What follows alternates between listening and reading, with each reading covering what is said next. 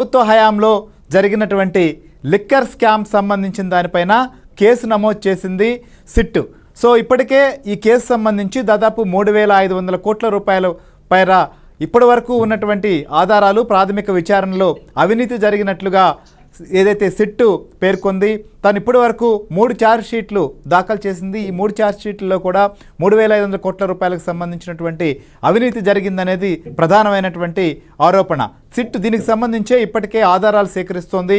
దాదాపు 12 మందికి పైగా అరెస్టు చేసింది, చాలామందిని విచారించింది, ఇంకా కూడా కొనసాగుతోంది. దీంతో పాటుగా ఇప్పటికీ ఇటు హైదరాబాద్ కావచ్చు, అంటే తెలంగాణ రాష్ట్రంలో, ఆంధ్రప్రదేశ్లో ఇప్పటి వరకు విచారణ చేస్తున్నటువంటి పరిస్థితి, పరిణామాలను కూడా మనం చూస్తూ వచ్చాం.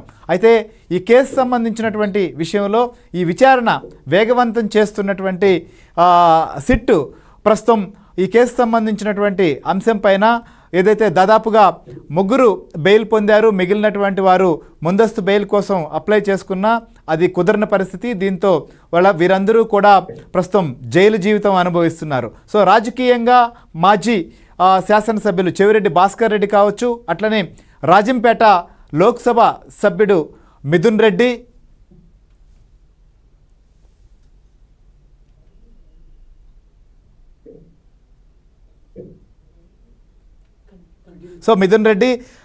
వీరందరూ కూడా ప్రస్తుతం దీంట్లో ప్రధానమైనటువంటి సూత్రధారులుగా అరెస్ట్ కావడం జరిగింది. మనం చూస్తున్నాం ఈ కేసు సంబంధించిన వ్యవహారంలో ఖచ్చితంగా కేంద్ర సంస్థలు కూడా ఇటు ఐటీ కావచ్చు, ఈడీ కూడా ఎంటర్ అయ్యే అవకాశం ఉందని చెప్పి గతంలోనే ఏబిఎన్ ఆంధ్రజ్యోతి చాలా స్పష్టంగా చెప్పింది. ఈ కేసు సంబంధించినటువంటి వ్యవహారంలో ఉన్నటువంటి మొత్తం మనీ సంబంధించినటువంటి వ్యవహారాన్ని పరిశీలిస్తే మనీ ట్రయల్ సంబంధించిన దాన్ని కూడా ఆధారాలు సేకరించినటువంటి పరిస్థితులు మనం చూసాం. దాదాపు 11 కోట్ల రూపాయల నిధులను కూడా సిట్ పట్టుకుంది. అప్పటి నుంచి ఈ విషయం పైన ఖచ్చితంగా ఈడీ కావచ్చు, ఐటీ కూడా దీంట్లో ఇన్వాల్వ్ అవుతుందనేటువంటి ఒక చర్చ జరిగినప్పటికీ ఇప్పటి వరకు అయితే మాత్రం అది జరగలేదు. ఇవాళ మనం చూసాం హైదరాబాద్తో పాటు తెలంగాణ, అలానే చెన్నై, ఢిల్లీ, ఇలా అనేక ప్రాంతాల్లో ఈడీ రైడ్స్ కొనసాగుతున్నాయి. కానీ ఈ కేసు సంబంధించినటువంటి విషయంలో దాదాపుగా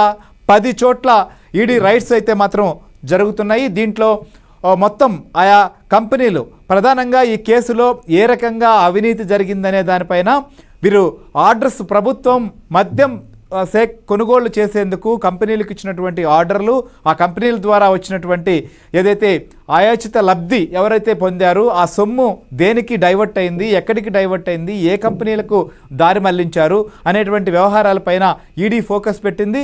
ఇప్పటికే ఈడీ దీనికి సంబంధించినటువంటి ప్రాథమిక సమాచారం తెలుసుకుంది.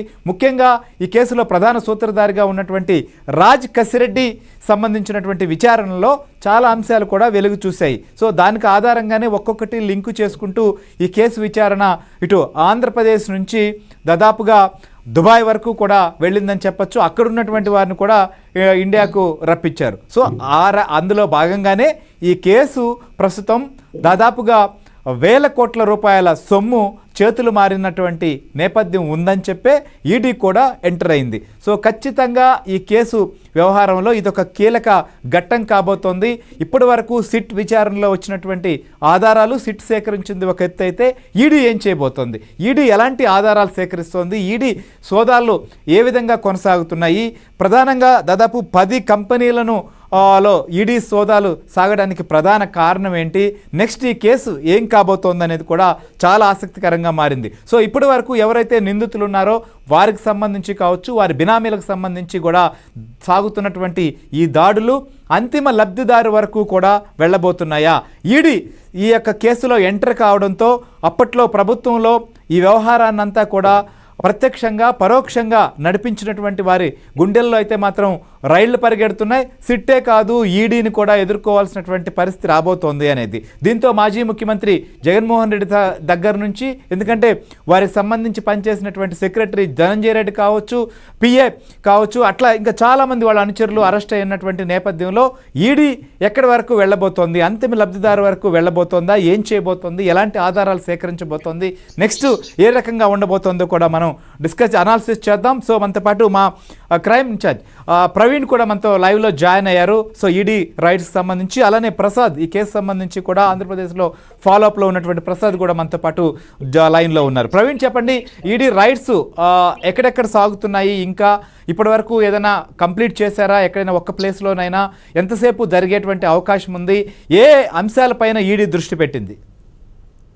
ప్రస్తుతం అయితే మాత్రం హైదరాబాద్